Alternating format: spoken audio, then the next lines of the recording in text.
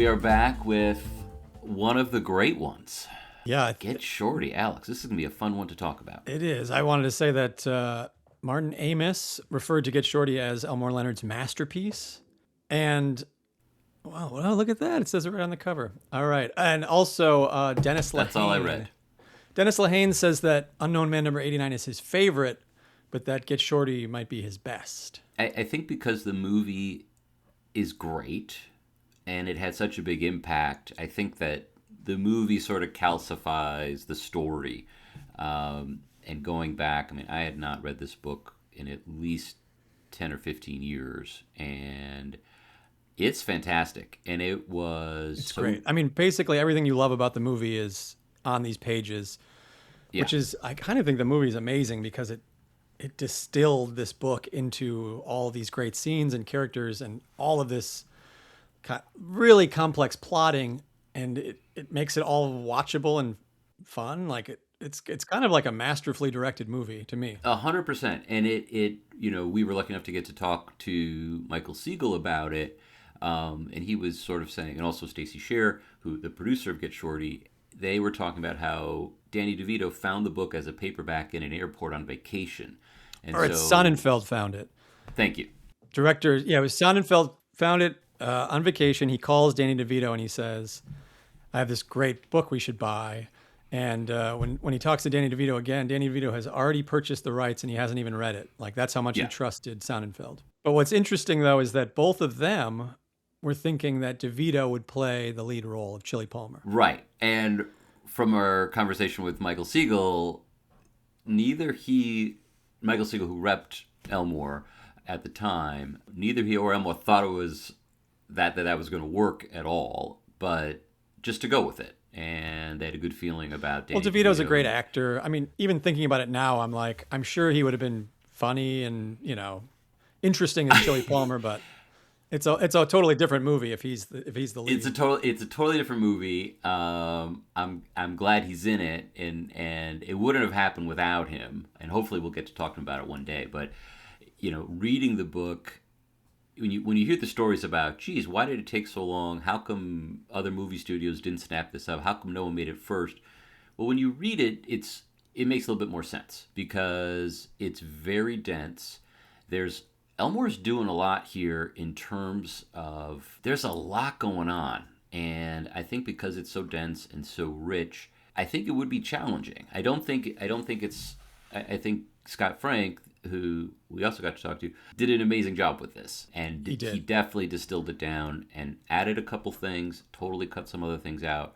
Isn't that unusual, though? He added characters, which I feel like most adaptations you would kind of combine characters or get rid of. I mean, he did get rid of a couple of minor characters, but he also added a couple minor characters. Well, let's start. I think we're going to be a little, there's so much to talk about with this book. Sure. That let's just start a little bit with the story.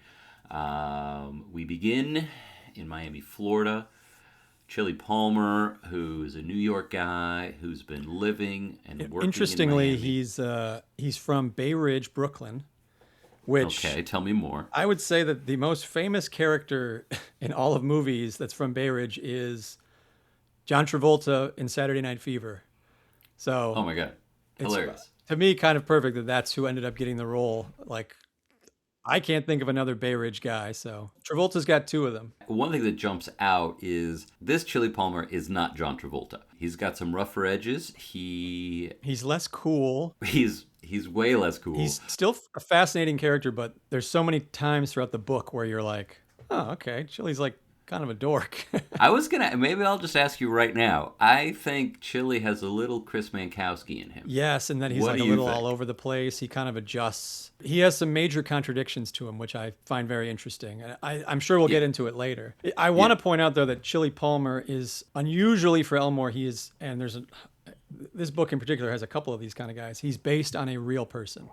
Yeah. There was a guy named Ernesto Chili Palmer, Chili's his nickname, that Elmore had used in the past for books. Chili Palmer was a friend of a guy who did some private detective work or, background information for Elmore on Cat Chaser.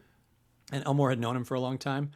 And Chili Palmer actually went to Miami and shot a bunch of photos that were used as background for La Brava. He also escorted Elmore and his then wife Joan to Puerto Rico while he was doing research on Glitz. So Chili Palmer's a guy that Elmore had known for a long time. He loved his name, which is always very important to Elmore. And very importantly, Chili was a loan shark before he got into doing private eye and kind of odd jobs. And Did Elmore's Elmore researcher owe him any money? well, eventually, which I'll get into, but Oh, no. so Elmore's researcher Greg Sutter interviewed Chili, the real Chili, and got all the ins and outs of the loan shark business, a lot of which made it into Chili's backstory.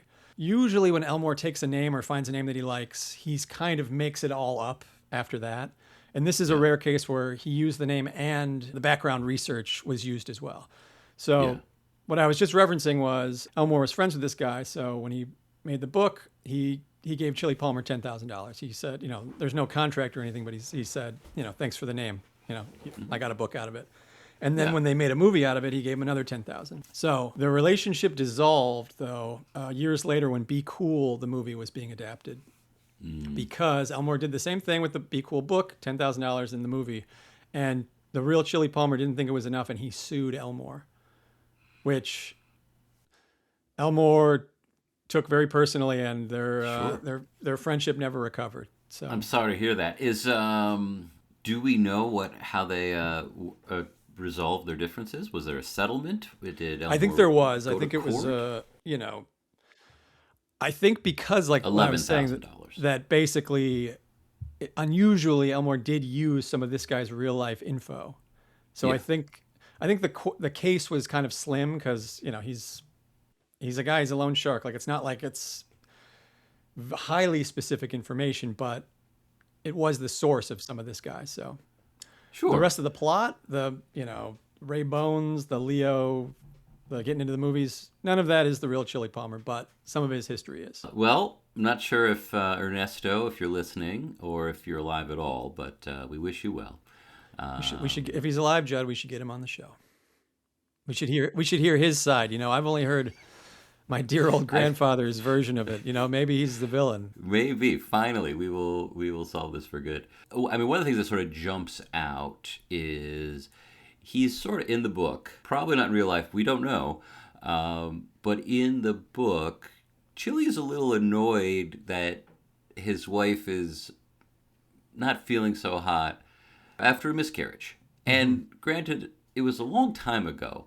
I think it was a year ago or 9 months, since she suffered a miscarriage, but still a little callous on Chili's part. And he's just sort of like, he's itching to get out of there. We learn he is working as a loan shark, also doing some other work that is maybe not 100% legal, but he's certainly not a full-on gangster. He's not the scariest guy around, but he is someone who commands a certain amount of respect. But did you notice though that he doesn't like the mob guys because they have this kind of self-importance about them? So there's some irony there that he goes to Hollywood where that's what the entire business is built on. Well, and he totally leans into that once he's there.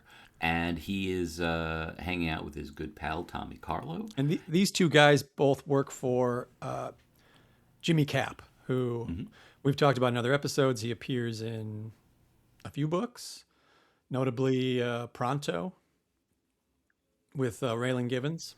Yeah. Chili you get the sense very quickly that it's not just the gangsters that he's a little annoyed with, but it's almost like there's a type of gangster in Miami it's not the gangster he grew up with, maybe. It's a little different. I think one of the things about Chili's character in the book is you get a much clearer sense of the way that he is, and sometimes the way that he's pretending to be inspires other people to do things that maybe they've always been thinking of doing.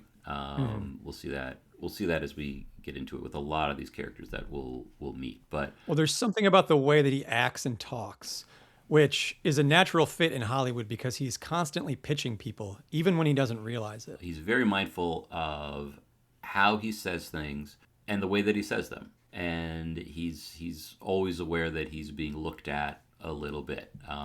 Later on, one of the characters will comment, that we'll ask him if he's acting. And we have both Harry and Karen kind of accuse him of being an actor or assume that he's putting a role on. Yes.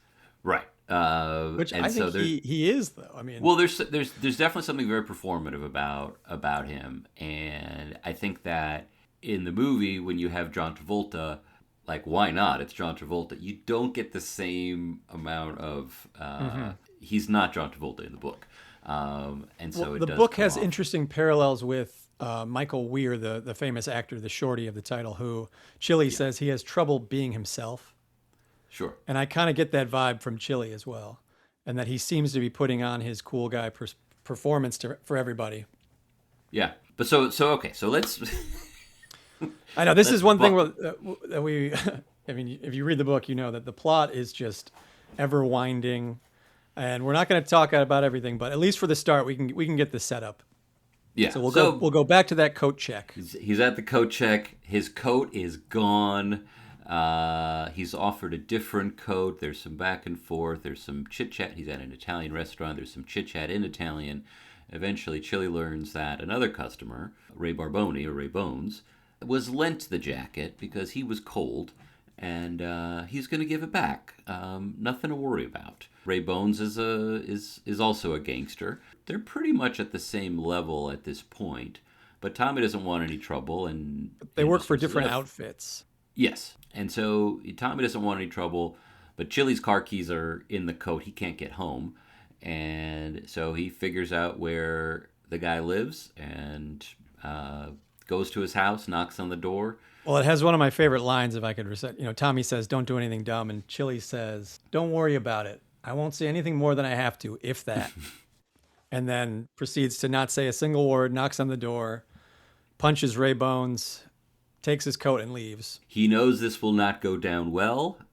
He's working out of a barber shop and situates himself knowing that Ray Bones is going to come for him. As soon as he does, he sees Ray's got a gun, but before Ray can do anything, Chili shoots at him. He was prepared to kill him. He doesn't. He grazes his hairline. head. Yeah. He grazes his hairline. He doesn't kill him, but before it can get out of hand, the bosses, the Miami gangster bosses, confer with the New York gangster bosses and are basically told, "Look, the guy stole his coat. It was a gift from his wife. Happened. It was a gift from his wife, for Pete's sake.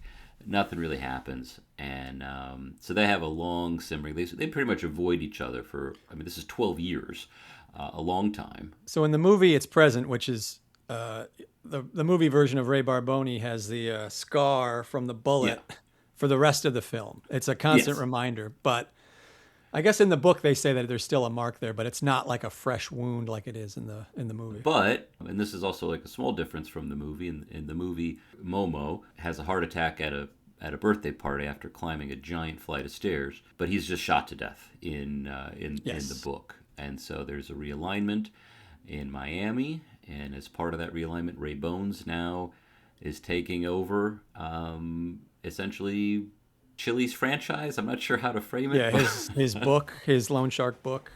Right. So he comes to visit the barber shop to get the book and tell him that Chili's kind of out of a job, which Chili is fine with. He was thinking about leaving anyway. He doesn't like the work. He doesn't like the work. He doesn't like the people.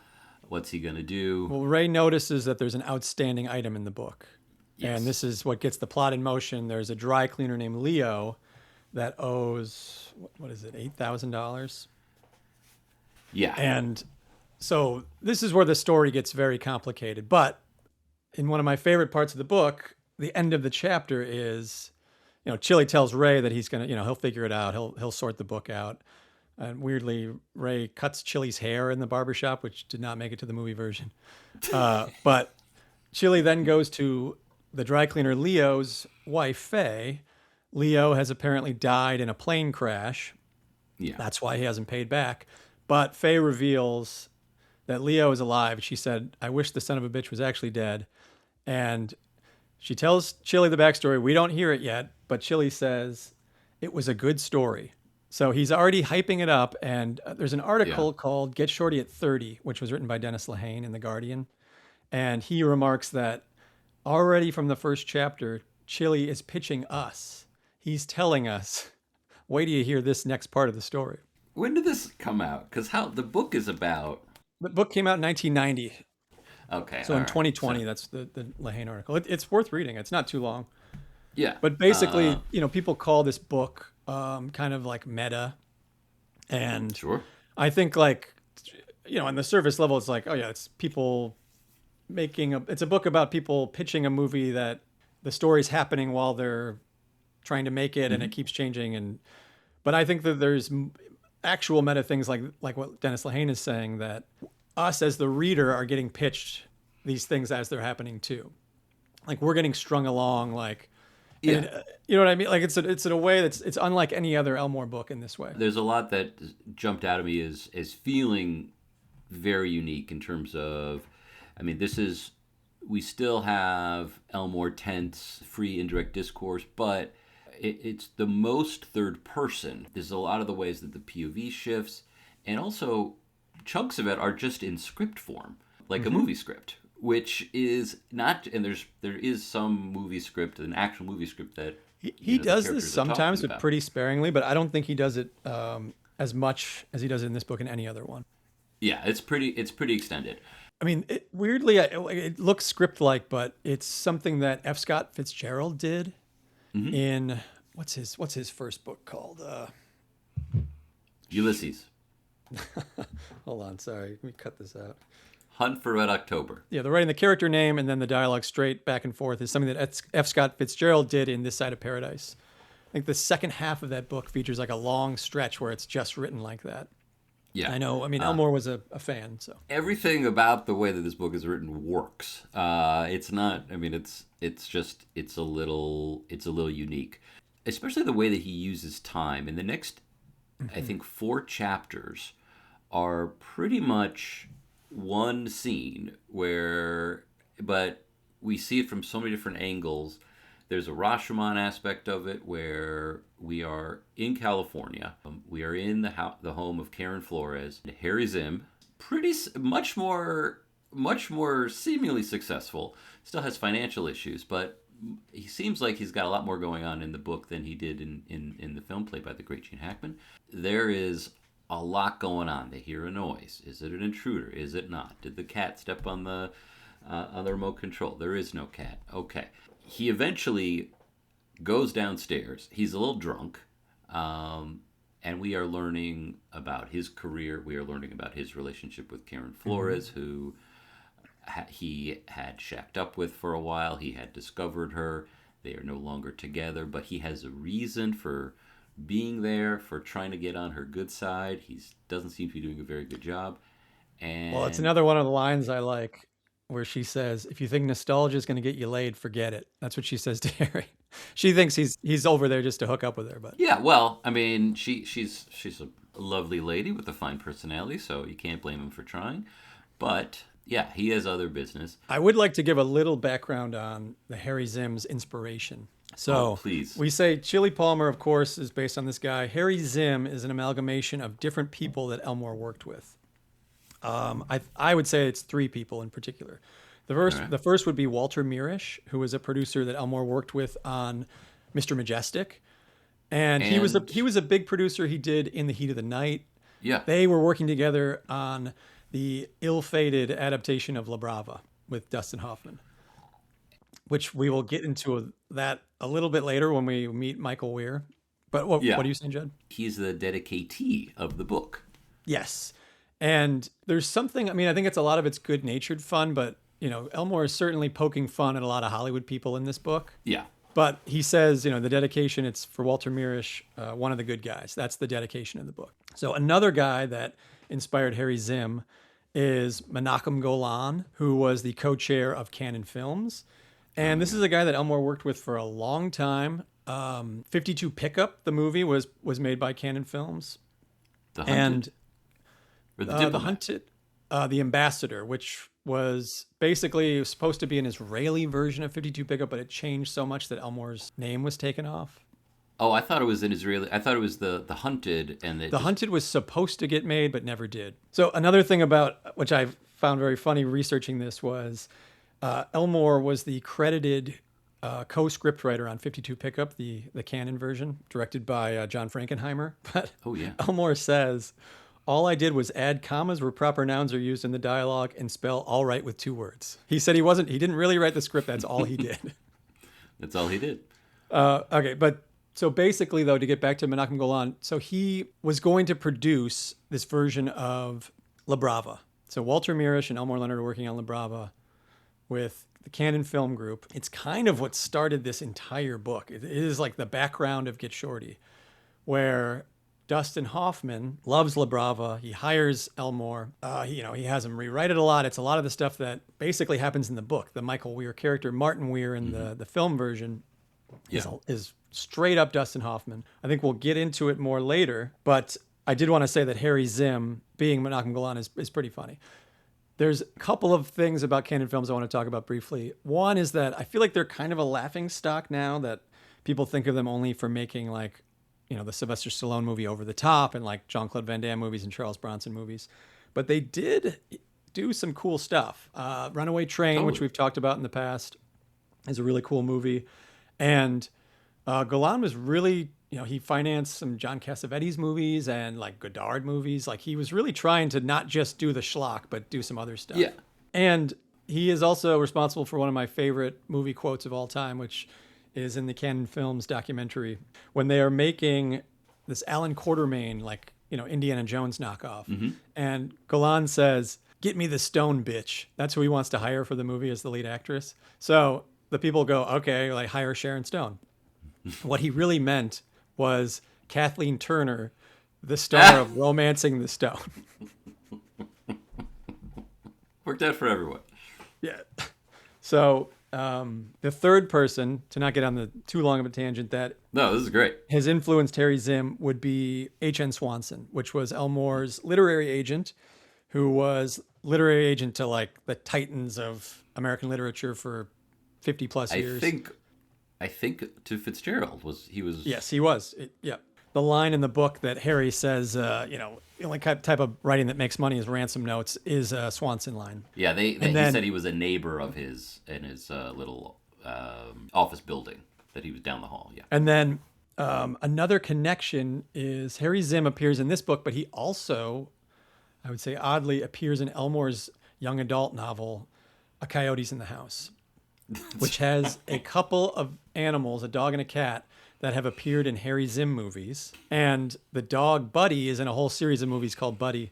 And there's a quote where Buddy, the dog, says to Lola the cat, after the first Buddy movie, Harry Zim said, "Fella, I'm going to make you rich," which is a line that H.N. Swanson said to Elmore. He didn't say fella, he said kiddo. He said, "Kiddo, I'm going to make you rich," when he read Elmore's manuscript for The Big Bounce.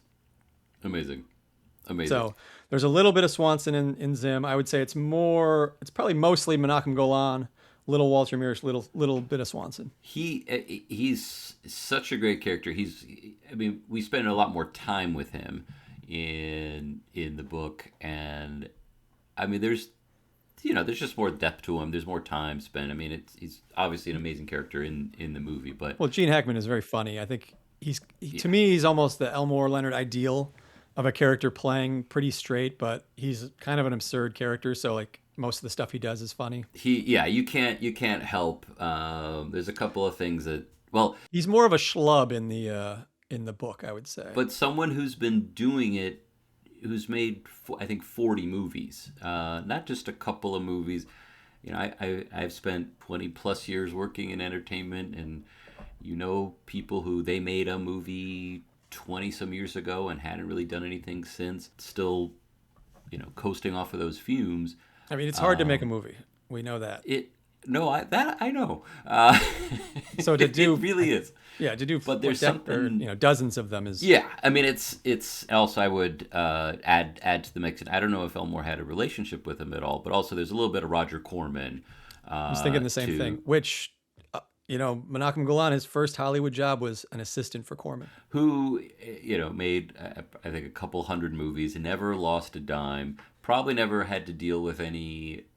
Maybe had to deal with some limo company executives like Harry, but as we'll learn. One more thing But I just remembered though. So Monogam Golan, his first job in Hollywood is assistant for Roger Corman, and he pitches him on a movie, and Roger Corman says, "All right, write me the script. I'll finance that." Francis Ford Coppola is also working for Corman, and he gets jealous that this new guy. So in overnight, Coppola writes a script and then basically the Rain steals People. whatever his first movie is. I think that's the Rain People. I think that's the Corbin movie. Yeah, so whatever that he basically like undercuts Golan by being like, this kid thinks he's going to get a movie made. I'm going to do it. And then weirdly circling back around in the long saga of La Brava getting made, Francis Ford Coppola's name was thrown out there as a possible director. He couldn't do it for 18 months at the time because he was doing the Cotton Club. And the Cotton Club kind of factors into this book later. Judd, this book, reading it this time, there was so much deeper to me than. So, did you remember the part way late in the book where Chili's talking about he heard about a guy getting shot and his body dumped in the canyons over a movie? So that is referred to as the Cotton Club killing, and it's basically this lady, this huge cocaine dealer named Lainey Jacobs, is selling all this money, dealing cocaine, but she loves the movies. There's a lot of good Shorty parallels here. She loves the movies and basically wants to get involved in that. So, through a chauffeur, she meets prolific cocaine user Robert Evans, who is a co-owner of the limo company. So, Wow. he has just been busted for cocaine possession, so he's a little hard up. But he agrees with Lainey that they can go in on a movie together. So they also know this guy named Roy Radin, who is a New York theater producer, also known for prolific cocaine use. Basically, he gets involved. He has all this money. Everybody is just entranced by the movie business. That's all they want to do. But Radin talks with Evans, and they want to cut Lainey out.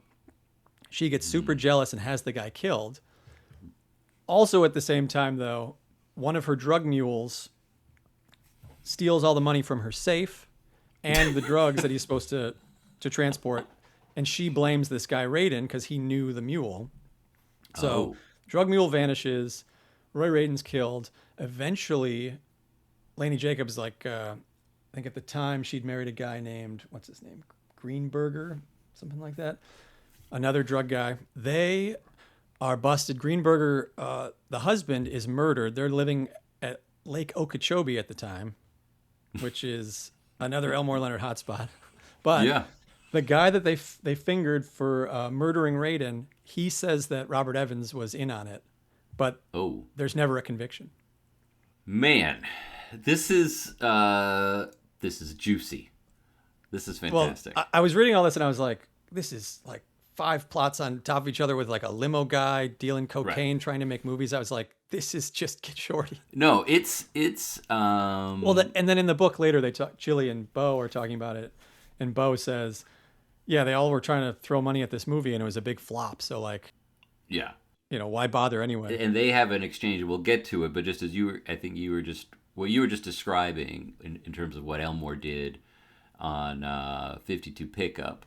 Adding in some commas here and there, changing spelling of words. That's what Bo Catlett describes as like, you hire someone to do that. And they kind of disparage the writers throughout this. Where Chili says, we don't even meet Murray.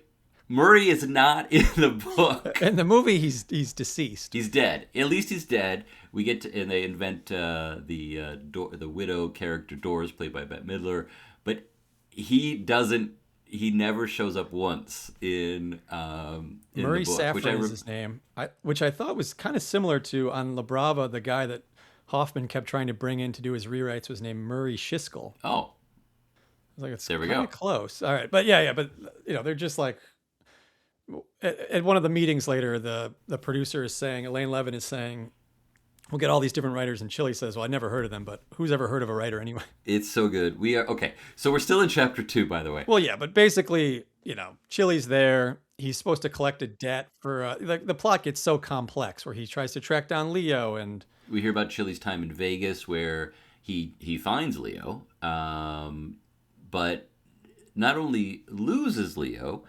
but also he gets some money from Leo, but then he gambles it away, which does not feel like the move of a competent professional gangster.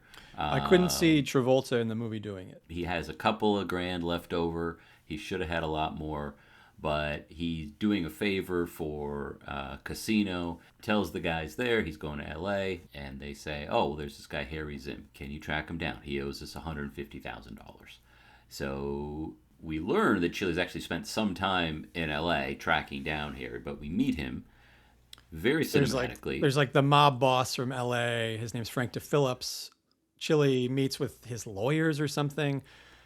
We learn that not only does Harry owe this casino for this basketball game bet, Detroit versus the Lakers, that he lost, but these limo guys are also looking for him. They start talking, and it's a really funny exchange, and some of it is we get to hear from a couple of different sides, because Karen, she's listening, and we learn a lot about her and their relationship. She joins, she meets Chili. She's annoyed. I mean, it's her house. This guy did break into her house, even though he didn't break any windows. He let himself in. Well, she's rightfully suspicious, but I think there's an aspect of it that Harry is kind of ingratiating himself to Chili because he does owe this money. Like there's that element of it that he's trying to like be friends with him or something, or like, oh, they can work on something together maybe. There's something, I think one of the things that rings very true, for me is how favors become obligations very quickly in any business where there's a social aspect to it, and entertainment certainly is. I'm curious, Alex, I don't know if you deal with this at all in music, the idea that someone did this thing, and so this means where the favor becomes currency, and and what people are owed and how people get emotionally invested in things.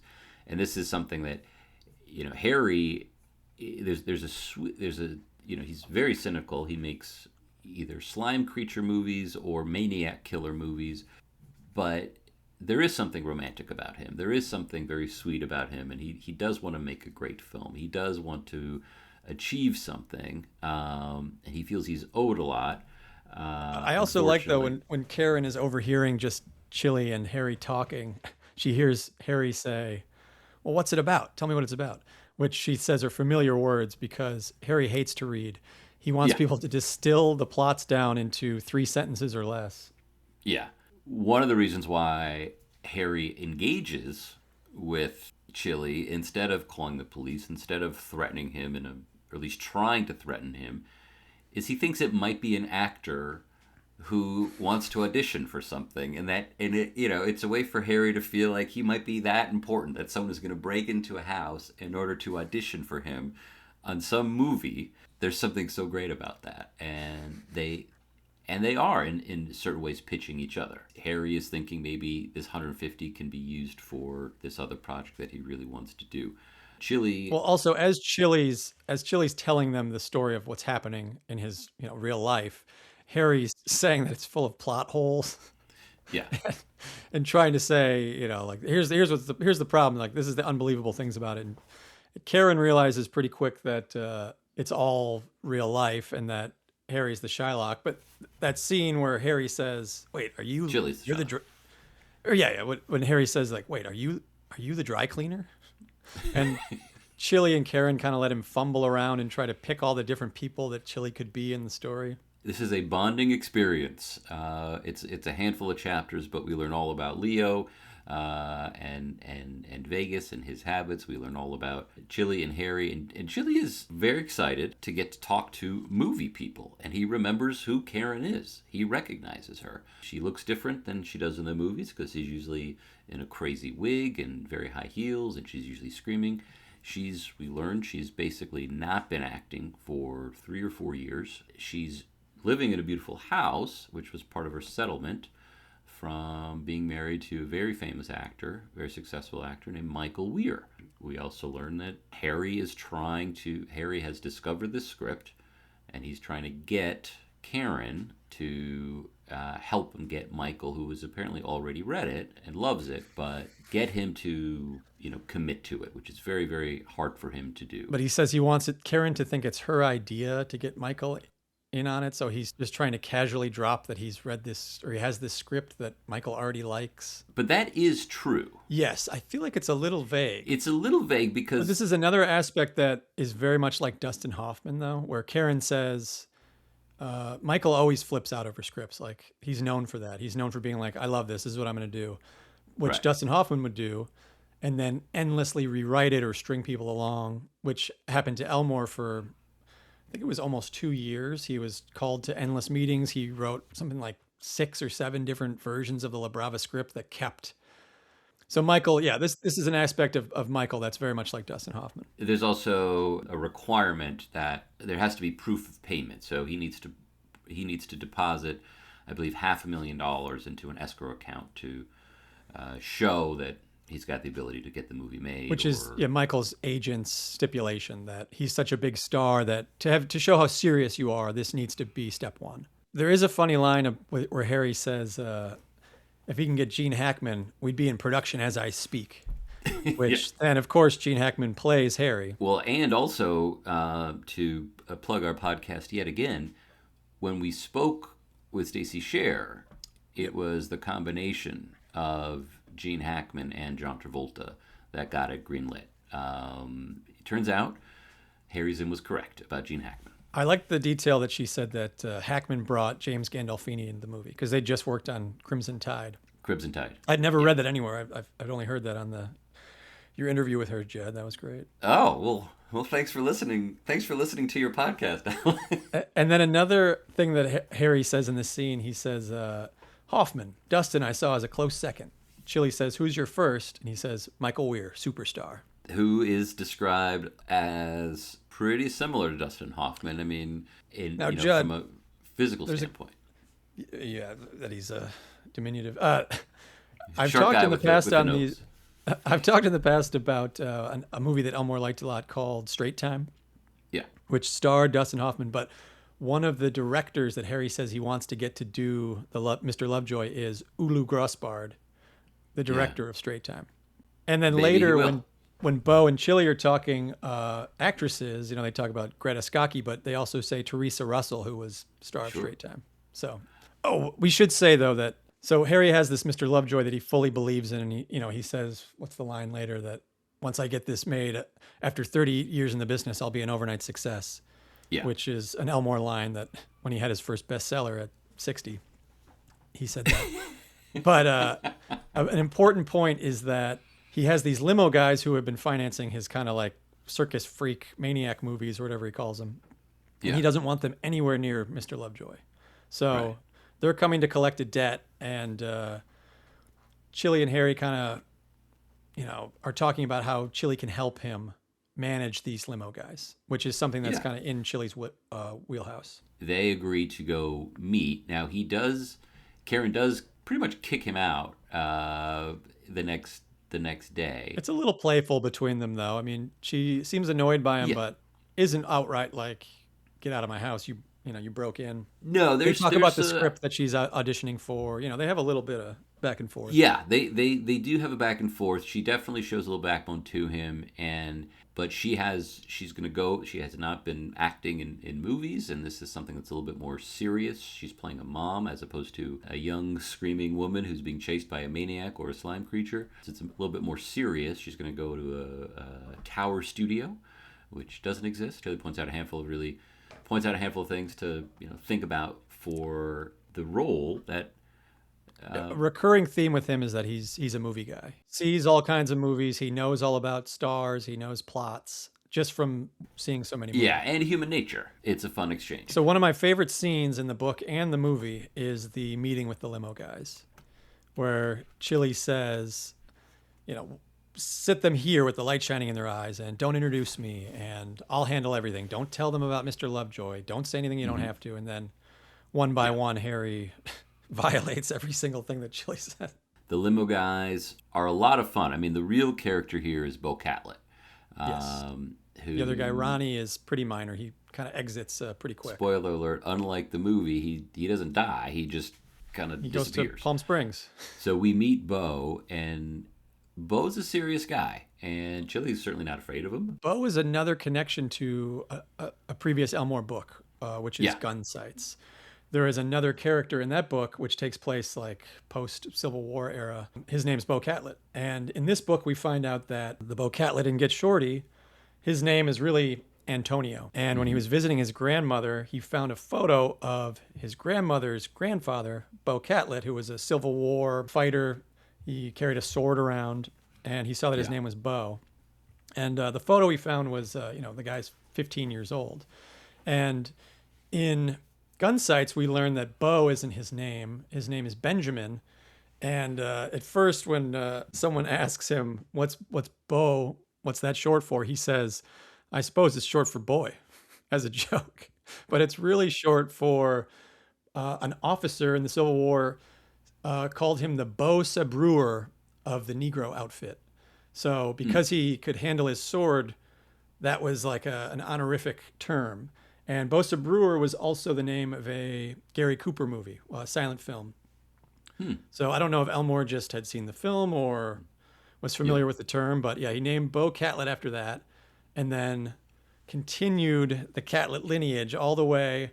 The Bo Catlett in Get Shorty says that when he turned 15, he changed his name from Antonio to Bo. He was inspired by the picture. He was inspired by this young soldier at 15, and he may not have had same character as the original Bo Catlett because he didn't mind how he made a living. He didn't mind how he supported himself or took care of the people, and if he had to kill people along the way. And so he's a smart guy. He's a dangerous guy. He's an ambitious guy. He's got some means. In a lot of ways, it was really fun reading this character because he seems like he should be able to more than handle Chili.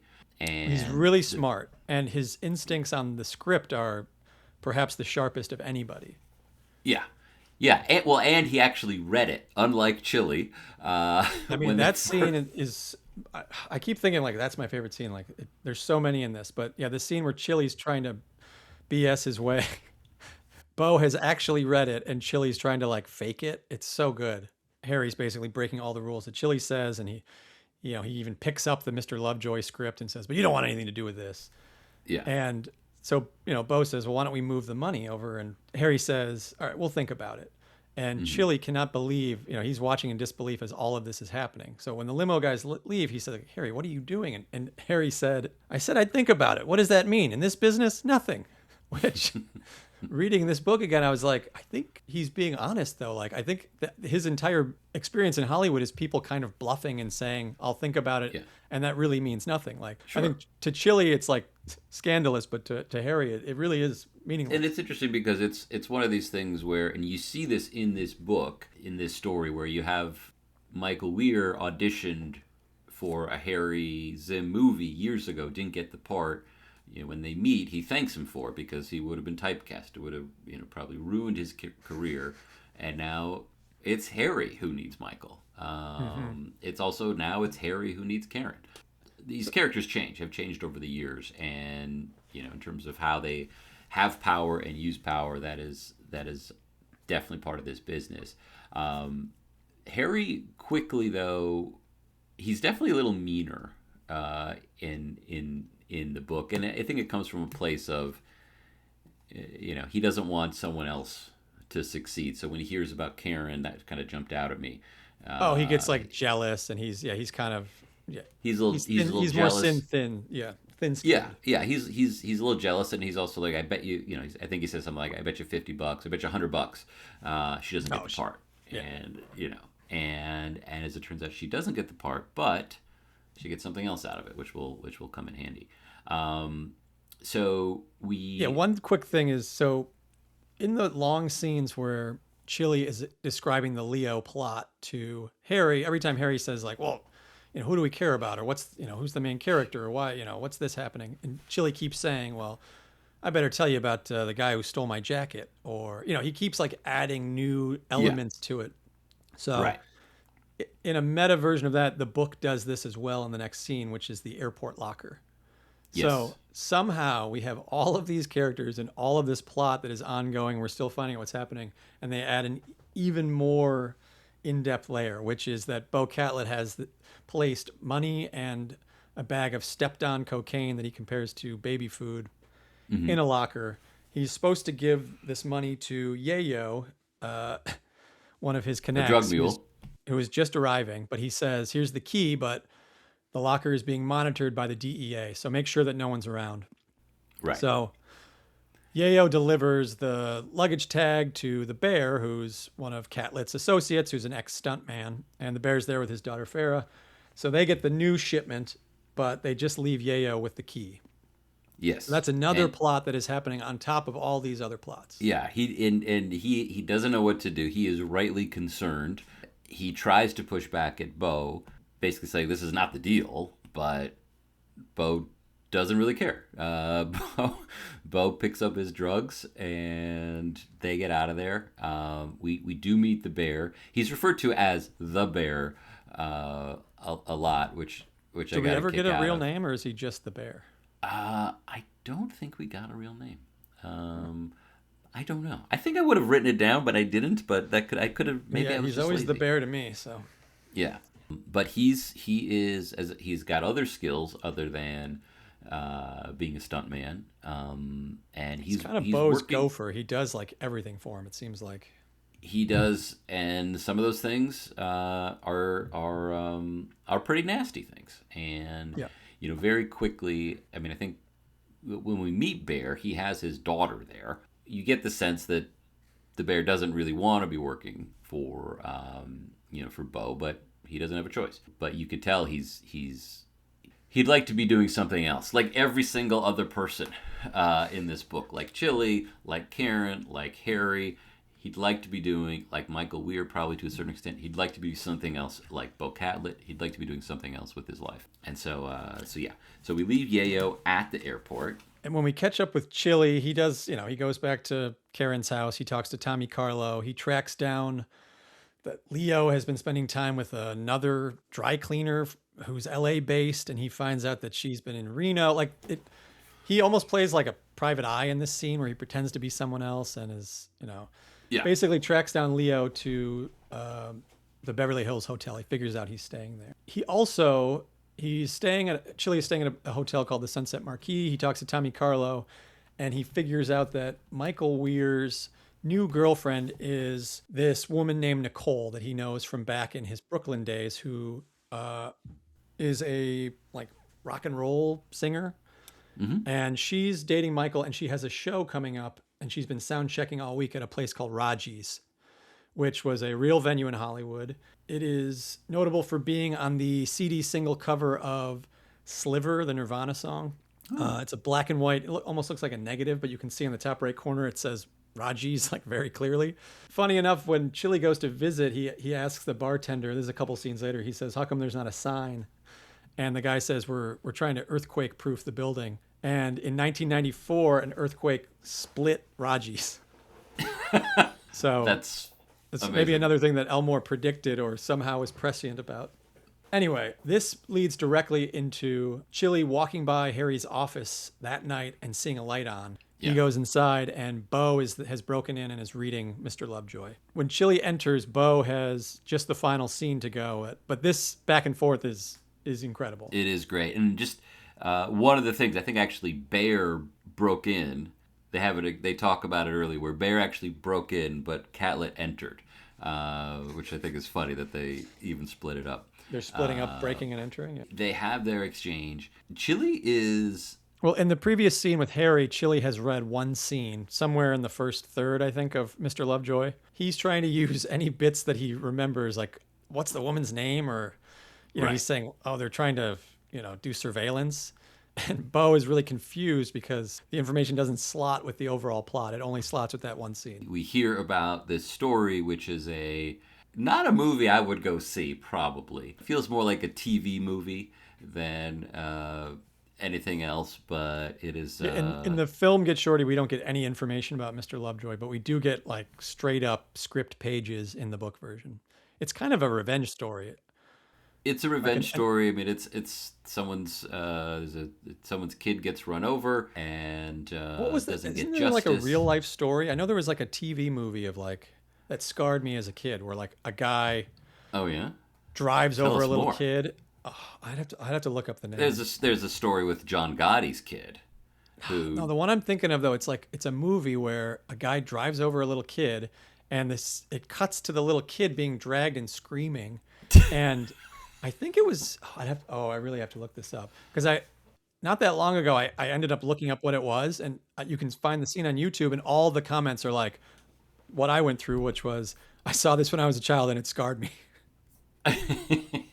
um, But I think I believe it's a Sally Field movie, and she gets revenge on the guy. It's oh, kind of a this is lot like fantastic. Mr. Lovejoy. Because I know there's a real life case where like basically somebody's child is killed, and then the parent kills the Yeah. murderer and doesn't get acquitted, but like barely. All right, there's a Sally Hmm. Field one called An Eye for an Eye, but I don't think this is what I'm talking about. Hmm. It has a similar plot. They get into it and they agree it needs some changes. The ending needs to be a little bit. Mr. Lovejoy needs to actually be more active at the ending for the climax to be sufficiently satisfying. They talk about it. They have a real creative discussion about it, and it's really Bo who's doing the heavy lifting. It's really Bo who knows what he's talking about. How accurate do you And think it is, Judd, though, that they're like, we love the script, but we hate the title. The ending needs to change. We need a love interest. We need to change this. Like, is that, I assume yeah, that's reality, right? Like, a when you hundred say you, percent. you love the script, but then like a full 50% of it needs to like completely change. Well, it's yeah. I mean, I think everyone has their own. I mean, I think there's two things at play. There's one, even if it is a perfect script, people do have, and this is a little different because these are not studio executives talking. These are not. These are, these are guys who want to make it outside of the system. They very much want to be in the system, but they're not. So they wouldn't have this motivation to do exactly what you're talking about. But even if it was a perfect script, they're still like, oh well, everyone needs to put their stamp on it to look like they made some sort of a contribution to the process. And so you have a lot of notes that don't ever need to happen, but are just there to sort of prove that someone deserves to get paid this week. So there's that part of it. But also, yeah, I mean, there's a lot of things that are close. There's enough in there to know that there's enough of a movie, but there's enough to make this a great movie, but it needs a little bit of work. I mean, Mm-hmm. and whatever those things are going to be different depending on who reads it. Now, But another question for you though, when Bo is basically saying to Chili, we should team up because we can figure out this plot. right, This book again, I was thinking like, yeah, why not? Like Bo actually yes. has pretty good ideas. Like I don't know why Harry is the guy that Chili backs. Like he barely knows him. All he knows is that he's like in over his head in debts. Yeah, I think it's because he knows that Harry's got access to Michael Weir. That's the thing that makes it real. It doesn't really matter what the script is. It's like, the script is the MacGuffin. Or wait, Michael Weir is the MacGuffin, and so that's the main thing that I think Chili is really going for. And I got the sense reading this chapter that Bo would be interested in this script no matter what. Chili only cares that Michael Weir's attached. It wouldn't matter what it was. It could be the phone book, and it's like, oh, if Michael Weir wants to do it, then I want to get in there as well. There's a logic to that. People see that, people do that. And when Bo is pitching that they should get, Chili says, well, what do we know about writing a script? This might be my top line where Bo is describing what you need to do. We touched on it a little earlier, but the line is, Bo says, you have an idea and you put it down what you want to say. Then you get somebody to add in the commas and shit where they belong. If you aren't positive yourself. I've even seen scripts where I know weren't spelled right and there was hardly any commas in it. So I don't think it's too important. It's like, Yeah, that to me is like an all-timer. Like, it is oh, great. There's that, and I will say this is a real, like for me, this is a real a hinge sequence because at that moment, I mean, that's the moment, and Chili's response is basically, oh, that's it, and Bo Catlett like, yeah, that's all there is to it. He's like, well, what do I need you for? mm-hmm. And And I really can't see this scene without Delroy Lindo as Bo.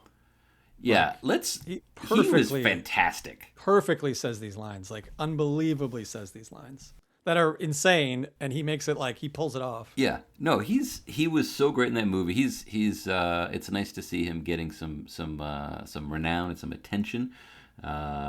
He's a terrific actor, and he was perfect as this. I mean, Oh yeah, there's a real choice in I imagine based on how we've talked about Elmore's process, where he's letting the characters talk, they're driving the yeah. action, he's staying out of the way. He does a little audition, which we saw with Ronnie and Bo.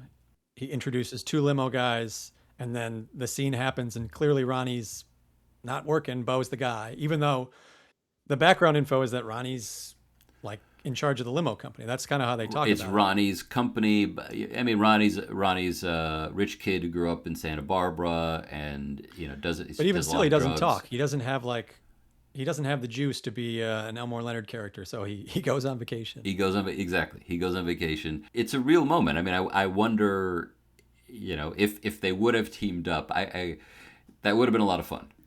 I think, but no. Chili says nope. I'm good.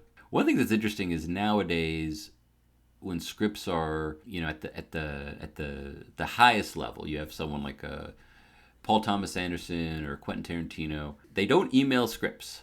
They will print out a script. They will summon someone to read it. They cannot take it with them. What happens most of the time is if I mean, that's what happens with Marvel, and I mean, I just was reading about the Christopher Nolan Odyssey that each person is just given like the scraps of what they're supposed to say. They have no idea what the overarching plot is. well, yeah, I mean they I could mean, see the what Odyssey, Homer had sure, to say. sure, but But I mean, he's also 100%. distilling this grand epic into a 2 hour movie. So For sure. There's the lengths that people go through. There's watermarking, or there's the way that people try to maintain some sort of secrecy over what could be something very very precious is interesting. And so what Chili does, what Harry thinks Chili does, Harry thinks Chili gave Bo the script. That's actually what Bo tells yes, him. That would be in in the old days, before digital, before watermarking, before all these other methods. That's the equivalent of basically saying, "Oh, that treasure map to the pot of gold? Here it is." You would never ever want to do this. So Harry is oh, so really pissed off at Chili. you read it differently than me. So Chili not even really defending himself. Is it just because he doesn't realize that that's like a violation? I didn't pick up on any of that. Oh, I mean I don't. It's just something I kind of picked up on. He Oh, I mean, doesn't. I would trust he that. does. Elmore would know all that. I mean, he worked in Hollywood for decades. Yeah, I mean, it's like there's a time to do that and not to do it, and when something is in a really sort of sensitive place, no, you would not let someone have the script who was not supposed to have it. Although Harry is the guy who told Bo about the script in the first place, so it's almost like Chili isn't Yeah, completely out of line, but and Bo describes it later on to Harry that Chili had invited him to the office to discuss it, and that's not yeah. what happened. But Harry believes him. But okay, so all right, so let's see here. So we go back to the Yayo plot, which Bear has taken Yayo all around to distract him from the fiasco with the locker key. He took him to the Miami Vice experience, which sounds amazing. And Yayo is basically like, he's had enough, and kind of threatens Bo. And we know Right. that Ronnie has a habit of playing with his gun in the office, which Bo hates. And Bo thinks about it for a second, gets the gun. They're in the garage, and he shoots Yayo. This is another aspect where the movie is slightly different. Where, I mean, the movie sets it on a different location, but in the book, Yayo's plot is kind of gone. There's no consequences Because from this. The movie adds a character of Yeah. Yayo's uncle who wants to know what happened to him. His uncle is essentially Pablo Escobar and is looking for him in the book. Yayo is And no similarly, relation, the Las Vegas to guys looking for Harry's money, I guess in both the movie and the book, are just never heard from again. Yeah, I think. I mean, I do think I would say in both cases, there's probably a sense of like, oh, okay, well, we've got Chili looking for the money. Chili's on the case. He'll take care of it one way or another. Is sort of how I read it. So I that didn't really I didn't really bump up on. Oh no, on it's that just too more much. like there's so much plot. Like something's going to get left behind. It's interesting that like Yeah. Well, this is. I because mean, plot we talk about a lot on this podcast is not the main thing for the Elmore Leonard book. Character right. and story are more important. And I feel. I mean, I don't feel there's any less character or or story, but the plot is very much there. I mean, I think in some ways it reminds me to we've talked about my favorite book we've done on the podcast so far, Freaky Deaky, but Freaky Deaky is a longer book. There's more characters, but I mean, this is about as tight. I'm holding up the book if you can't see it, everyone. Get Shorty as a book is about as tight as swag. It feels almost like he wrote a book and he left it out in the sun and some of it just kind of evaporated. I mean, it's so dense and so tight and I mean, some of the really best really scenes, so evocative that it's some of the best scenes he ever wrote, some of the funniest interactions, yeah.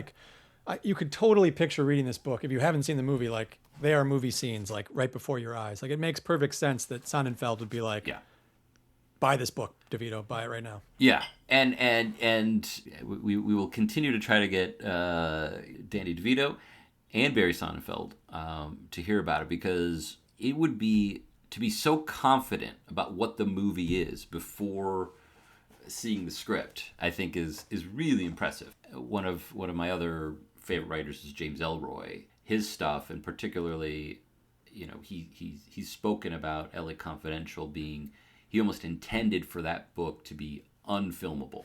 I don't know if you have any insight into this, Alex, but I just wonder, like, Elmore wrote this on the heels of an incredibly frustrating experience trying to adapt La Brava, which is the only book of Elmore's that won the Edgar Award for Best Novel. Yeah. And he had one of the biggest movie stars, Dustin Hoffman, attached, not to mention a handful of great directors, Scorsese, Coppola, I believe, Hal Ashby, were all swimming around, attached to various degrees. I think for a year, Hoffman had brought in Scorsese. So it started in 1984, November of 84. And Elmore is working with Walter Mirisch, Scorsese, and Dustin Hoffman, which apparently they would fly out to New York and Dustin Hoffman would just like blow off their meetings and show up the next day and be like, wasn't that a lovely day in the park? And so basically, Dustin keeps wanting rewrites.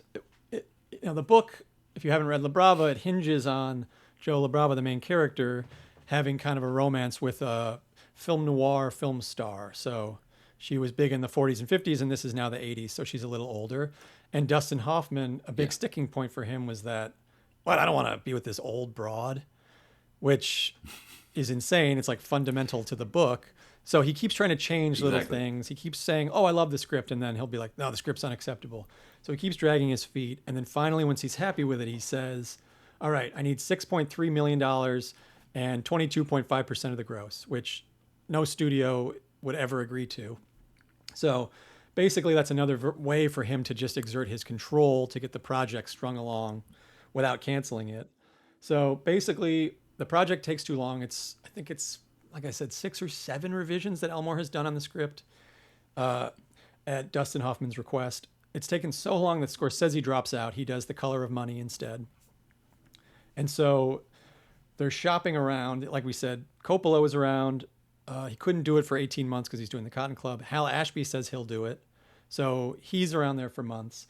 No studio will pay Dustin Hoffman's fee until Cannon Films says, sure. At this point, they are trying to legitimize themselves. So they're throwing like absurd amounts of money at certain projects. And they've had hits. They did like Breakin', the breakdance movie was like a surprise hit. I think they're just about to No, and I think they did like Commando. They did a couple of Schwarzenegger movies. I mean, they were making money, but like Bloodsport with Van Damme. Yeah, like they're just cranking them out and making like all kinds of money on this stuff. So basically, somehow Cannon Films says, yeah, we'll pay Dustin Hoffman. And what happens is that before the ink is dry on the contract, everyone has agreed. They're happy with the script. Dustin Hoffman's in, Cannon's in. They're going to pay his exorbitant fee. They put out a 2-page spread in one of the tabloids that says, "We want to welcome Dustin Hoffman to the Cannon family." And they used a press photo of Dustin Hoffman, which is just looks like a headshot. It's black and white, that apparently Dustin Hoffman hated. And they used it against his wishes, and that's what tanked the project. He couldn't stand that they used a bad, and I've seen the photo. It just looks like Dustin Hoffman. There's nothing weird about it. What that says to me is that he or his people told him these guys don't have the money. If they have to announce it like this is their way of trying to go get the money, try to raise the money from international markets. Sure, I mean they're pretty shifty. Like they're doing all kinds of stuff constantly, but they have a start date. Like they've got a script, they've got everything in place. This is March of '86, so it's a year and a half after Elmore has started, and they have a start date for August. And by April, Hoffman leaves and Ashby leaves, and the project's done. And that is the last time that Elmore would ever work for Spec, and he does not do any of his adaptations after that. Do you think that experience, as he's writing this book, and the way that he wrote it, and how dense it is, and how much is happening, is like, do you think there was a part of Elmore that he wanted it to be unfilmable? Because you mean Get Shorty? I'm still thinking about Get Shorty. I'm still thinking about La Brava. Like there's similarities in that Elmore is putting up with this guy, much like all the people in the book Get Shorty, because he loves movies. And he really wants, he wants the star power of Shorty, Dustin Hoffman, and he wants this movie to get made. So he's working basically for free, putting up with like all the whims of this egomaniac, much like everybody in Get Shorty, because he wants his movie to be made. Well, let's get back into it. I mean, so basically, Chili goes to Raji's. He runs into Nicole, who goes by Nikki now, who's Michael Weir's partner. Mm-hmm. She's the rock and roller that he knows from his Brooklyn days. And they have a very funny conversation where Chili is again trying to fake that he knows more about music, because she kind of makes fun of him for listening to like old doo-wop stuff.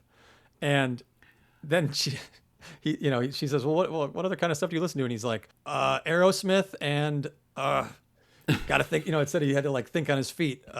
Led Zeppelin. Yeah. So Aerosmith, of course, comes up in Be Cool. Yes. And I got to meet Aerosmith at Elmore's house when I was 12. At the pool. They stopped by when they were in Detroit. So it was research. Sure. This was during their sober era, so it wasn't a wild party. They were nice guys. If you like music documentaries, Aerosmith has actually quite a few. Really? Yes, but The Making of Pump, which is from right around this era, is one of the funniest documentaries I've ever seen in my entire life. There are all these like studio interviews with like a white background, and I think the guys filming it, I think they were trying to make like a more experimental doc or something, but instead of just having a static camera with people talking, the camera is like moving around. Like it'll move from their face down their arm or down to their feet. But the effect is basically like as if the director is getting bored with what Aerosmith is saying.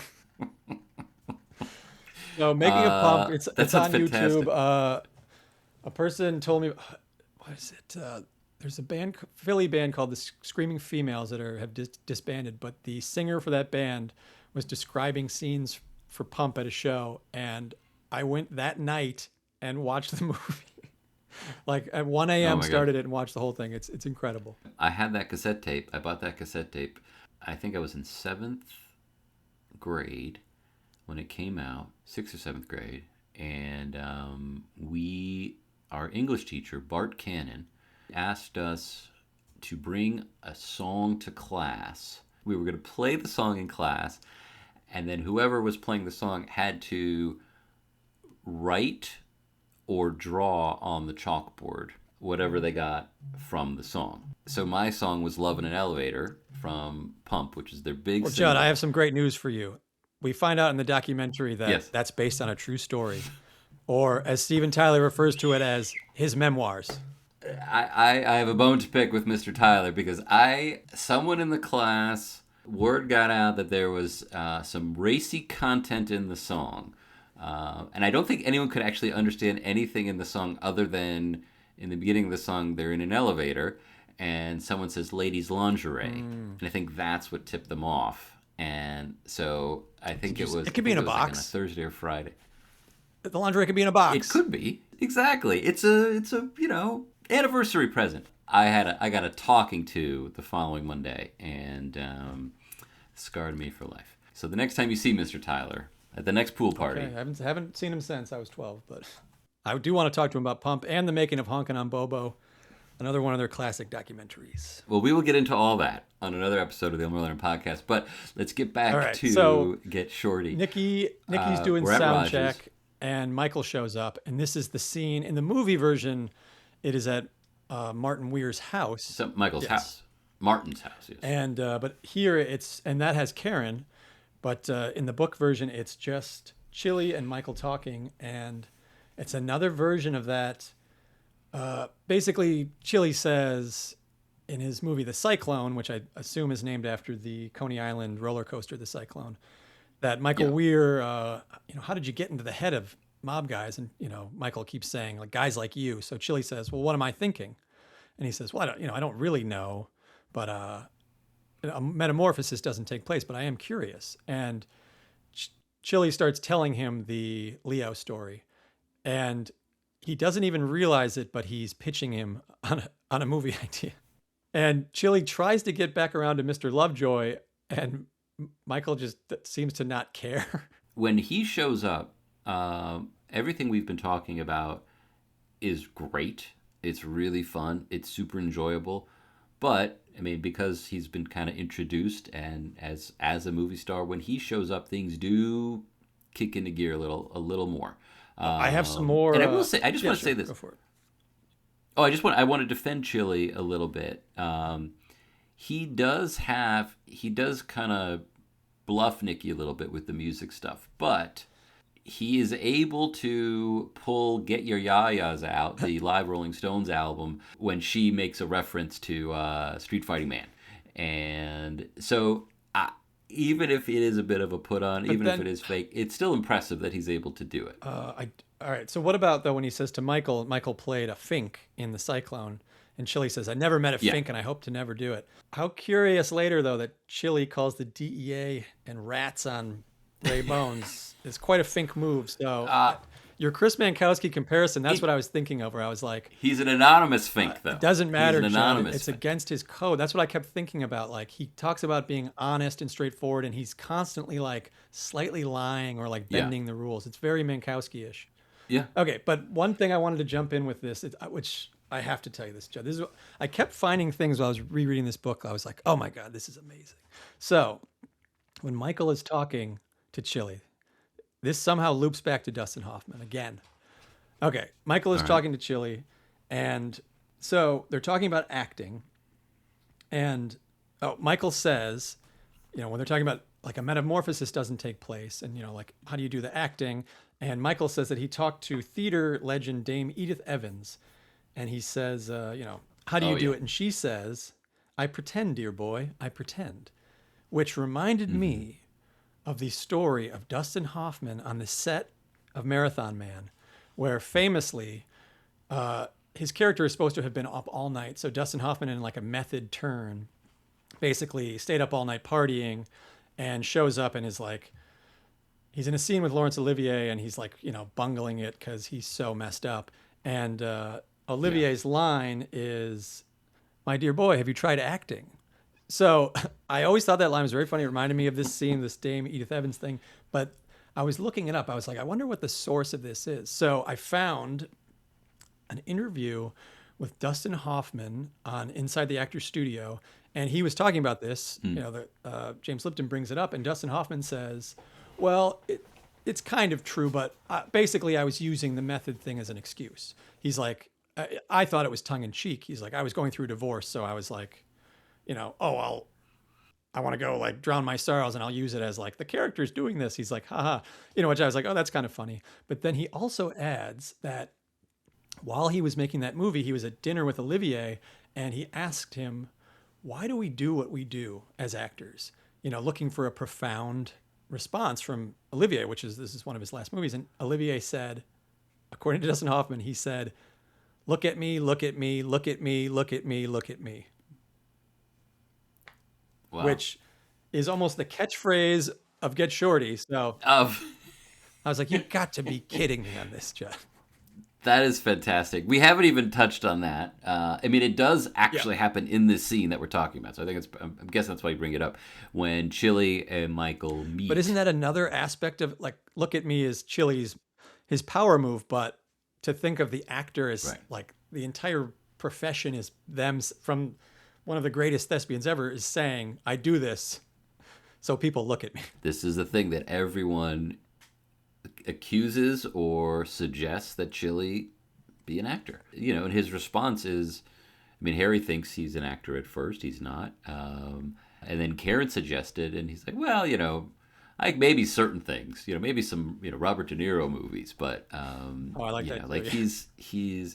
But there's actually a line in this scene where Michael says, once he kind of figures out the psychology of these characters, I think the line is, he'd play, man, he'd play, which is very much like Elmore talking about his own characters, just talking on once his he own. creates And, them, they write themselves.